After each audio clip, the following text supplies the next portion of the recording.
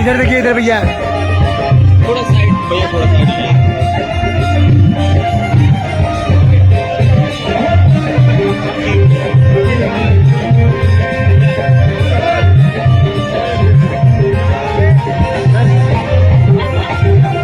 तो गाइस, जैसे कि आप लोगों को पता है कि आस्था सिंह के जो है कल शादी था। उस शादी में है अब हारिक भोजपुरी स्टार जो है पहुंचे थे, लेकिन उस शादी में है पवन सिंह बॉय अपने भोजपुरी के नंबर 1 पावर स्टार नहीं पहुंचे। इस चीज़ को देखते हुए जो है पब्लिक और वहां पे जितने भी शादी में लोग मौजूद थे, यानी कि सुपरस्टार